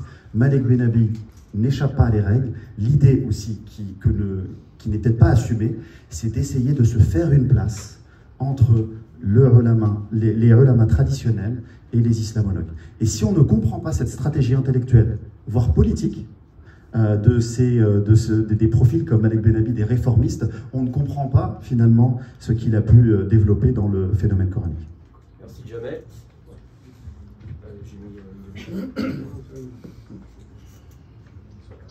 D'accord. Bon. Je suis désolé, parce que je vais le garder. On me dit qu'il va y avoir un échange avec le public. On me dit qu'on est en retard. Tu avais quelque chose à dire d'important? Enfin, vas-y. Je suis désolé, mais la question que je voulais lui poser, elle va prendre au moins 5 minutes. C'est ça. Donc, tu as une question à poser? Peut-être que dans les... Alors juste, merci. Juste peut-être préciser, revenir avec Sidi Slimane sur la question du commentaire prophétique, parce que c'est un point d'achoppement fondamental justement par rapport à l'approche de la parole de Dieu aujourd'hui.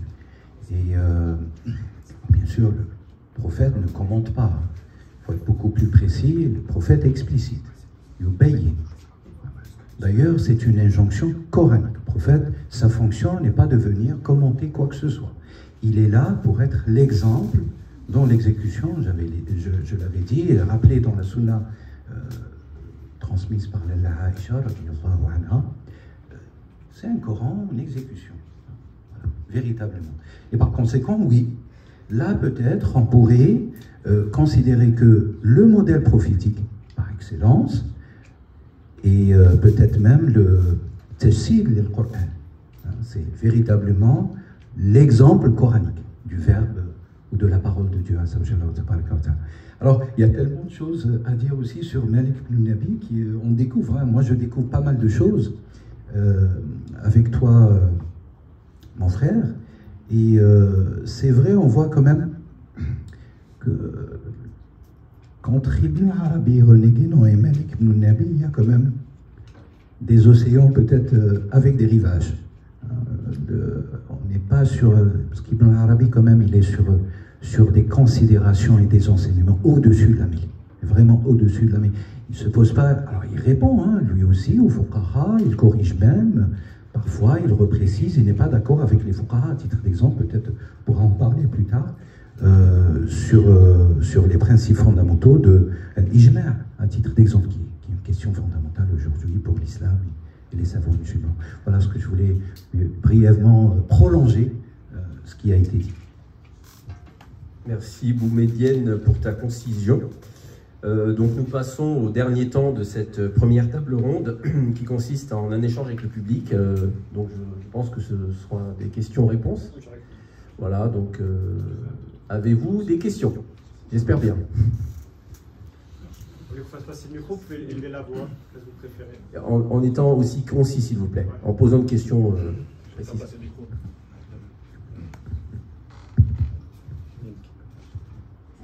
Bonjour et merci pour toutes ces informations. Alors, là, ma question est, est-il possible de cheminer avec une traduction en faisant confiance au lexique et à l'essence de la langue française?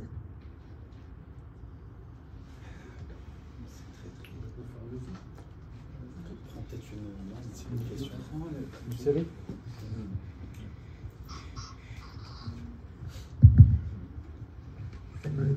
Merci beaucoup pour vos interventions. J'avais juste une question, parce que effectivement, l'islam c'est le Coran et la tradition du prophète, et je voulais savoir dans cette deux parties, sur les personnes que vous avez présentées, quelle partie prenait la partie du prophète sallallahu alayhi wa sallam? Est-ce que dans leurs œuvres, ils ont beaucoup justement itéré sur cette partie-là, ou est-ce qu'il y avait plus une focalisation sur le Coran et peut-être un peu moins sur celle du prophète sallallahu alayhi wa sallam? Ou alors est-ce qu'elle se faisait partie, elle était prégnante dans leur œuvre? Merci.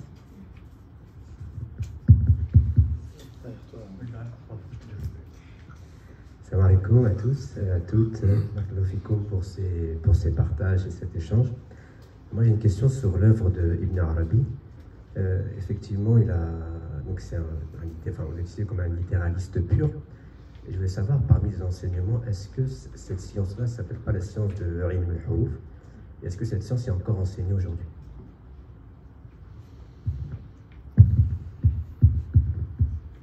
D'autres personnes pour les questions? Oui, salam alaikum, votre frère Nasreddin de Corbeil.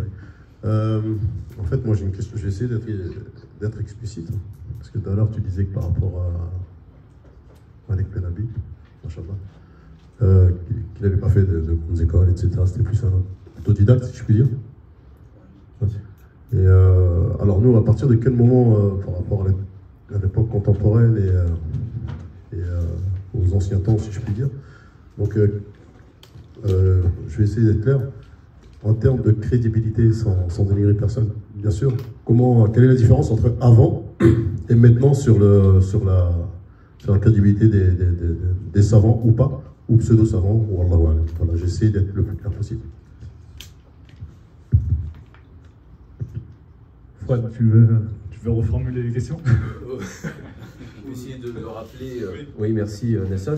Je vais essayer de rappeler brièvement les questions. Donc la première question, si je ne me trompe pas, peut-on cheminer en s'appuyant sur le lexique des traductions du Coran, donc pour tous les musulmans et les musulmanes qui ne sont pas parfaitement arabophones. Donc, je ne sais pas qui veut répondre. Brièvement, s'il vous plaît. Très brièvement en soi. Moi, je donnerai un point de vue qu'à mon avis, c'est Jamel complétera bien mieux que moi. C'est que c'est dans la lignée de ce qu'on a vu jusqu'à maintenant. L'idéal, c'est toujours l'accès à la langue originelle. Guénon, comme tous les maîtres, était en accord dessus. La langue arabe est une langue sacrée qui, en tant que telle, véhicule tout un ensemble de notions qu'on ne retrouvera pas dans une traduction. Maintenant, une traduction en tant que telle peut malgré tout être un pont, justement, vers la langue arabe elle-même, du Coran. Et en ça, on a justement dans les suites de l'école de Michel Valsan dont je parlais, on a Maurice Gloton, qui a fait parmi ce qui se fait de mieux au niveau des travaux. Il a un lexique grammatical du Coran, il a une traduction du Coran, il a des travaux sur des thématiques du Coran, tout ça en français. Et je pense que sur cette approche, c'est ce qui se fait de mieux. C'est un avis personnel. Maintenant, je pense que si Jamel connaît bien mieux la question, et dans la table qui suivra, il abordera la question bien mieux que je ne le fais là. Il y avait une autre question également. On va faire question par question, peut-être si. Voilà. Oui. Alors peut-être en complément, et je confirme totalement en réalité ce qui a été dit par Slimane, l'arabe d'abord. La clé c'est, je dirais, la langue arabe, mais pour être beaucoup plus précis, le langage arabe. D'où tout cet intérêt aujourd'hui, depuis 30 ans, notamment dernièrement en France, à ce qu'on appelle l'arabe coranique, et peut-être ça va être abordé dans les tables suivantes, qui est un aspect très important aussi, qui illustre et qui va cristalliser les méthodes par rapport à l'apprentissage du Coran principalement, ou à partir du Coran. Ibn Arabi donne une clé. Et là, on va monter plusieurs étages. Arabi nous dit de manière furtive, si vous me permettez la qualification, que c'est pas la langue qui va vous permettre de cheminer vers Dieu. Même s'il faudrait respecter toutes les possibilités sémantiques, sémiotiques, etc., sémimiques, etc., que véhicule la langue arabe. Mais c'est la prédisposition du cœur. Et là, on est totalement sur un autre plan. C'est un travail lourd sur notre être. L'Arabie, si vous voulez, d'ailleurs, il considère que l'être humain, c'est un microcosme, un terme qui a été repris par beaucoup de métaphysiciens après lui, c'est lui, en réalité, le véritable livre. Et donc, il faut lire dans ce livre. Et juste pour en finir, son œuvre magistrale, Futuhat al-Makkiyya, premier grand chapitre, disant, sans parler de tous les préambules qui précèdent, vous avez un premier chapitre sur l'esprit, sa rencontre avec une certaine personnification de l'esprit, Fata, Mutakallim, Samit, qui à la fois nous parle, qui à la fois ne parle pas. Et donc, il donne les clés à travers son œuvre d'une manière extrêmement... c'est une punition pour le lecteur, si vous voulez. Et c'est une œuvre qui invite l'être à cheminer en même temps. Alors, vous pouvez apprendre toutes les langues du monde. On est tous passionnés peut-être par les langues. Moi, je fus passionné par les langues. Mais il y a, avec la langue, tout un épistème, si vous voulez, des connaissances autour qui sont véhiculées et qui touchent immédiatement un autre niveau de langage, et non pas de langue, un autre niveau de langage qui est le langage de l'être. On pourra en parler des heures et des heures peut-être. Non, on va passer aux questions. Après, merci beaucoup. Merci Boumedienne. Alors la seconde question, alors je ne suis pas bien certain d'avoir bien compris la question, mais je crois que c'était celle-ci. Entre le Coran et la Sunna, est-ce que l'une de ces sources a été prépondérante dans l'approche du commentaire du Coran? Est-ce que c'est bien ça? Est-ce que c'est un peu ça, voilà, le lien, l'interaction. D'accord.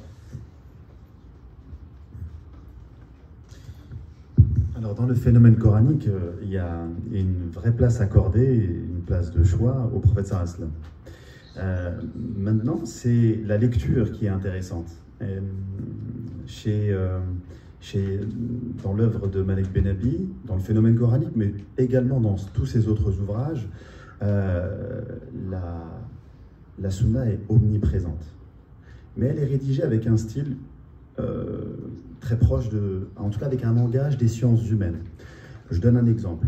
Quand le prophète sallallahu alayhi wa sallam vient à Médine, quand il vient après l'Hijra, donc il va à Médine, on a les Mécois et les Médinois. Quand il y a ce pacte de fraternisation entre les Mécois et les Médinois, quand il y a après le pacte de Médine entre la communauté musulmane et les autres communautés, pour lui, il voit un autre aspect du prophète sallallahu alayhi wa sallam qui se développe. C'est un prophète qui est très sociologue, très psychologue, et qui sait créer du collectif. Donc là, on a une reformulation moderne d'une expérience prophétique. Et il y a d'autres exemples comme ça. Et à chaque fois, on voit à un moment donné des citations et des hadiths également qui sont cités dans son œuvre. Donc elle est là, elle est omniprésente. Et on pourrait citer également d'autres exemples. C'est juste que la manière de le formuler, finalement, il y a à chaque fois, voilà, quand il y a des prophètes sallallahu alayhi wa sallam, ou quand il y a des awqaf qui ont été faits par les compagnons, il y a une dimension économique. Donc il y a toujours une reformulation moderne de la tradition prophétique. Donc elle est là, elle est omniprésente.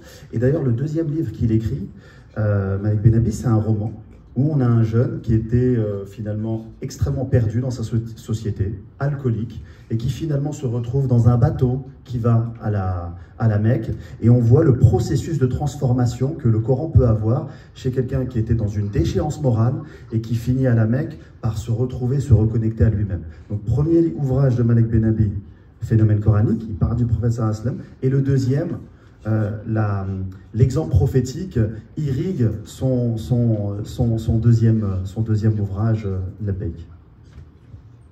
On va passer le micro immédiat, parce que la troisième question, on m'entend, c'est la science des lettres est-elle encore enseignée aujourd'hui?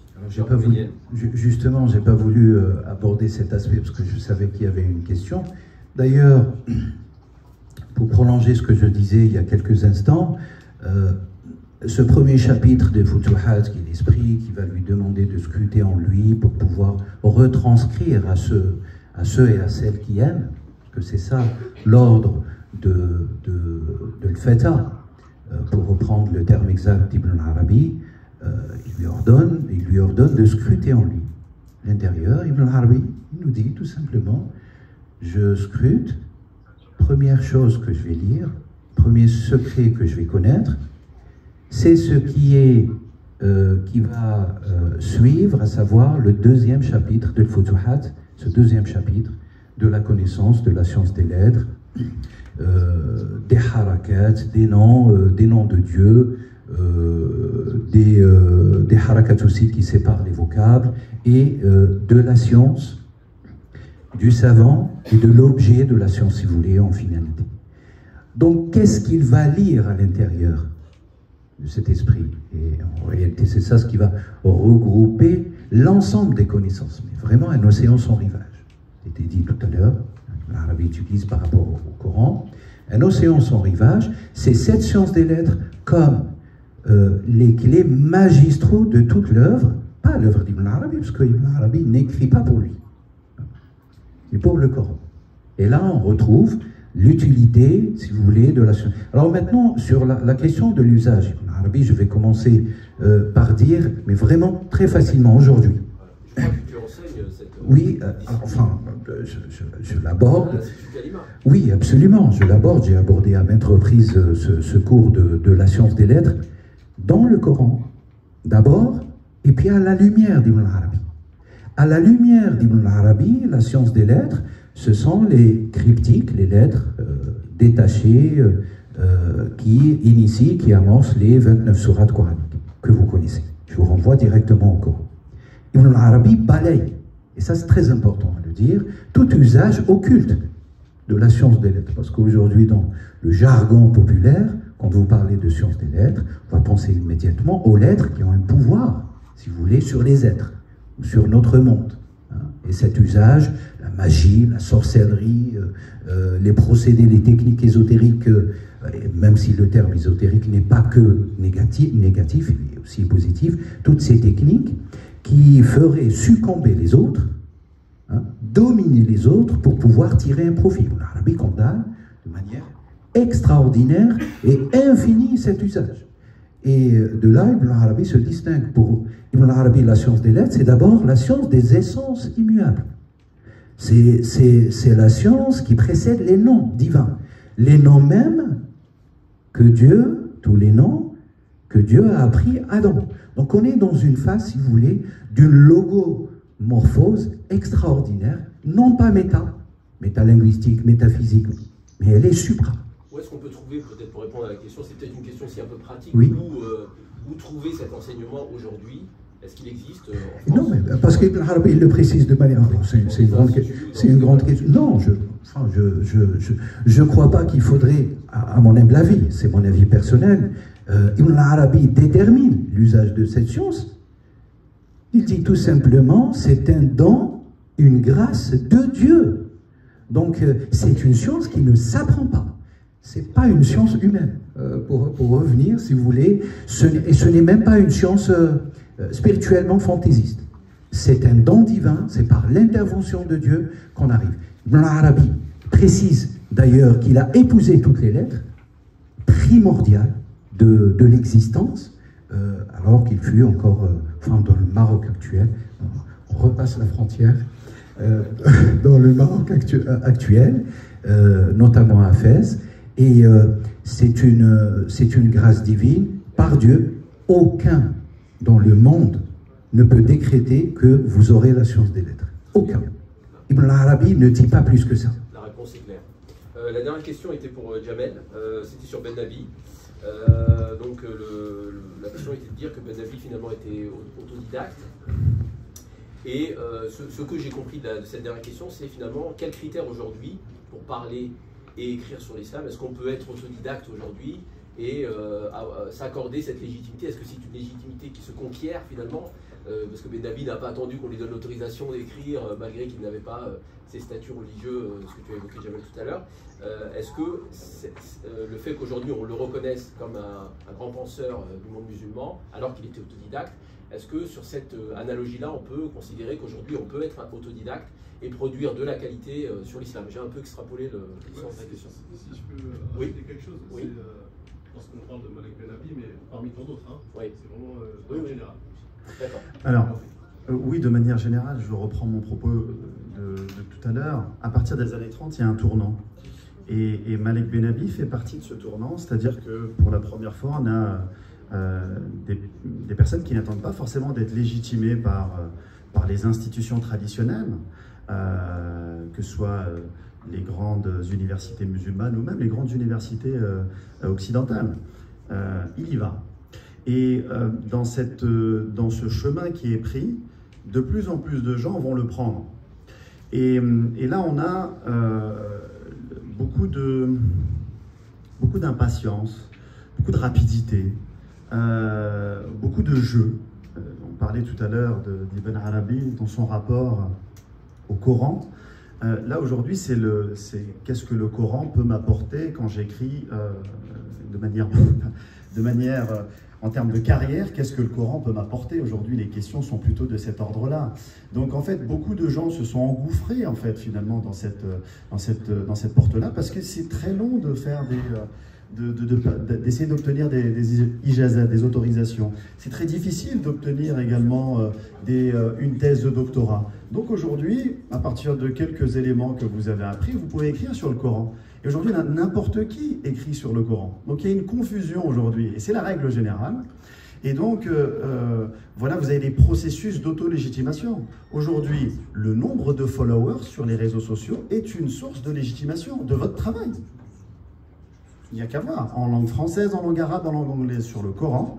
Il suffit d'avoir un compte, de vulgariser. Et aujourd'hui, même la légitimité, en fait, c'est pas forcément de s'élever à un savoir.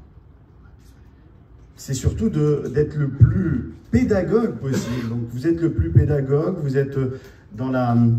Vous essayez de vulgariser, puis on vulgarise la vulgarisation. Et après on se demande qu'est-ce qui reste à vulgariser au final. Mais ça plaît, et ça vous légitime. Donc entre Benabi aujourd'hui, voilà, on est dans ça. Alors on est passé de la qualité. Malek Benabi, si vous lisez le phénomène coranique, si aujourd'hui on avait cette même publication, ce serait du haut niveau. Là aujourd'hui, il n'y a qu'à voir toutes les publications.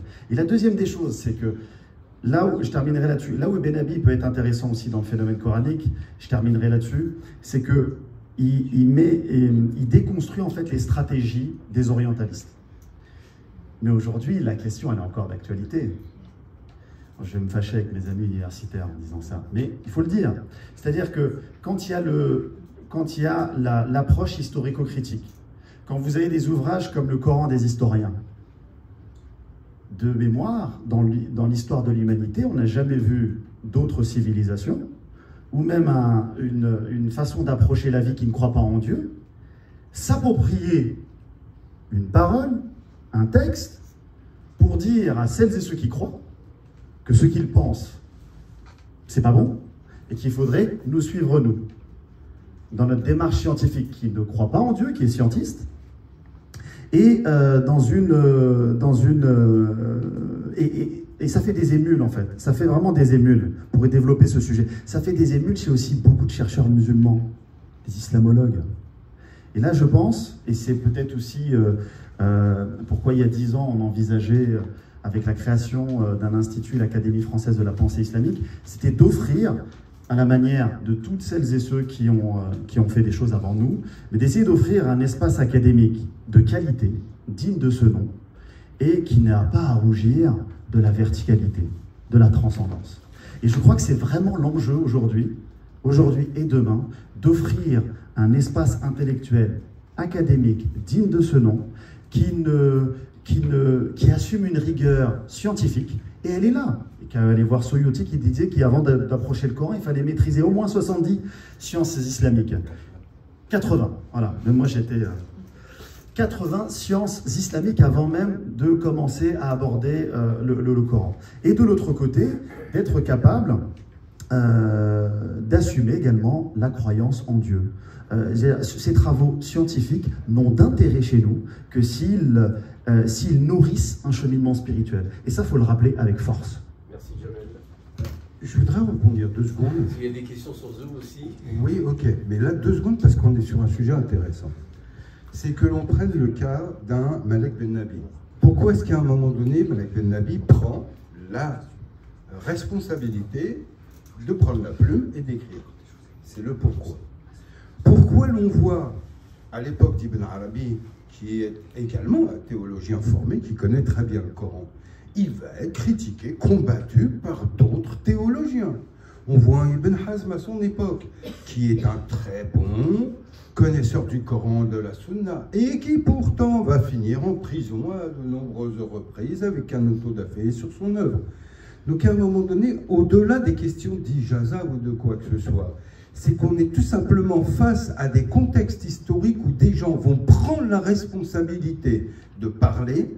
Pourquoi? Parce que les représentants autorisés souvent font des marques d'incompétence et nous donnent des approches qui sont empreintes du contexte politique, du contexte de son école, s'il est malikite ou acharite ou etc., etc. Et à un moment donné, on se trouve dans un contexte comme des poissons rouges dans un bocal, en déconnexion avec le monde, et c'est le cas de l'époque de Guénon comme de Malek Benabi, c'est que l'on est face à un monde moderne envahissant qui occidentalise toute la planète, et on constate que les responsables de tels instituts islamiques musulmans de renommée, comme la Qarawiyyin ou l'Azhar, etc., qui sont, mais alors, à l'ouest complet. Ils sont aux antipodes complets, et ils sont d'une naïveté face à cette occidentalisation. Et là, oui, des hommes vont se dire, on se doit de réagir. La question est trop grave, et on se doit de réagir. Et donc, je pense que certains, comme Malek Benabi, que tu connais bien avec moi, vont prendre cette responsabilité, justement. Oui, c'est important de rappeler également que dans la démarche de Malek Benabi, il y a une prise de responsabilité, comme vient de le rappeler Slimane, et peut-être qu'entre ce qui pourrait être considéré comme un peu de fatalisme ou un peu de fainéantisme peut-être, voilà. Bon, ça c'est le monde moderne, on ne regarde pas. Je pense que des gens comme René Guénon, ses continuateurs, des Malek Benabi, ont essayé d'ouvrir une autre voie exigeante, minoritaire, et aujourd'hui, en tout cas, si on se réunit, c'est parce que voilà, les personnes dont on vient de parler aujourd'hui nous inspirent encore. Oui. Je donne un dernier exemple, je te donne le micro. À un moment donné, on va parler au Cheikh El-Alaoui, qui évidemment est une personnalité incontestable sur le plan spirituel. Et Josso, un des occidentaux convertis, va lui parler de Bergson. Et quand il parle de Bergson, qui était un religieux, il va citer des termes dans lesquels il y a Dieu, il y a etc. Et Cheikh El-Alaoui va dire, oh, Inch'Allah, c'est extraordinaire, c'est très bien. Et quand on voit un Guénon, ce qu'il dit de Bergson, c'est là qu'il y a le fossé. C'est que le Cheikh El-Alaoui va donner un jugement sur une couche de peinture, alors que lui, Guénon, va connaître ce qu'il y a derrière la peinture et tout ce qui est en dessous, et le contre-intuitionnisme que représente le courant bergsonien. Et lui, par contre, va être capable de nous avertir en nous disant, ça, c'est le poison dans la boulette de viande. Ce que les chouyours arabes, en terre arabe, et non connectés, non sensibilisés aux philosophies ou approches occidentales, ne peuvent pas détecter. Peut-être au premier. Non, mais c'est un sondage, c'est scandaleux, là. C'est un hold-up. On s'est mis d'accord. Non, mais vraiment, c'est très intéressant. C'est très intéressant ce qui a été dit par Slimane. Pour prolonger l'idée, alors Ibn Arabi donne l'explication pourquoi. Dans un certain moment du cycle humain, pourquoi certains shuyukh, parce que c'est la question du shuyukh, la problématique aujourd'hui du shirk, ne sont plus, quelque part, si vous permettez l'expression, opératifs par rapport au monde dans lequel ils vivent. Et Ibn Arabi règle la question de manière axiale, bien sûr, mais de manière sourcée sur la Sunna et le Coran, à savoir qu'il y a des typologies. Et c'est les typologies d'héritage qui reviennent à chaque prophète. Vous avez des centaines de milliers de shuyukh, de typologies, d'archétypes de shuyukh, qui font que peut-être Cheikh El-Alaoui rahmatullahi alayhi ne voyait que la façade, absolument, et que c'est un autre cheikh, René Guénon, qui va venir débroussailler ce qui est caché derrière, parce que la fonction n'est pas la même. L'Arabi explique très très bien que les maîtres, c'est pas parce que les shuyukh sont incompétents, c'est parce que chaque cheikh a une certaine fonction. Et pour revenir à Ibn Arabi, Cheikh Al-Akbar, peut-être pour utiliser la formule attestée dans les usages depuis le Moyen-Âge, probablement d'ailleurs introduite par Cheikh Sha'rani, Wallahu A'lam, en tout cas selon une attestation de Denis Grill, Ibn Arabi, c'est l'héritier. Et alors on peut parler, les savants, on peut établir une taxinomie sur des millénaires et des millénaires par rapport à ceux qui accèdent à la science, qui transmettent la science ou la sagesse, etc. L'Arabi nous dit, la voie, c'est la voie de l'héritage. D'où, lui, il va se qualifier comme l'héritier de Muhammad alayhi salam, celui qui est héritier de Muhammad alayhi salam. Chez Ibn Arabi, il est héritier de tous les prophètes. Et donc on retrouve les grands principes chez les grands métaphysiciens, à savoir l'universalité pour laquelle, et à partir de laquelle, René Guénon et d'autres, quelque part même Malek Benabi, à son niveau, dans sa mission, sa fonction, voilà, l'émir Abdul Qadir de manière magistrale, ont défendu, continueront à défendre, peut-être par notre petite touche qui est imparfaite. Merci Momédienne, l'emprise du micro est très forte à ce que je vois. Malheureusement, Jamel Djazouli qui est à côté de moi, vous voulez aussi poser une question, mais là on a dépassé le temps parce qu'il y a la deuxième table ronde qui doit commencer tout de suite, parce qu'il y a un programme assez précis à respecter. Donc je te passe la parole pour la transition. Merci beaucoup. Alors ce que je vous propose, c'est on va quand même faire nos 15 minutes de pause. La deuxième table ronde, comme il y a un intervenant qui ne pourra pas venir, ça nous permettra de faire plus court, mais il y aura que 2 intervenants, j'espère qu'ils seront tout aussi, j'allais dire moins loquaces, mais non en fait, en vérité, qu'ils le soient, c'est pas grave. Autre chose très importante pendant la pause, on a donc nos 2 partenaires, donc El Bouraq et El Bayina. El Bouraq sont venus avec des livres, n'hésitez pas à les voir.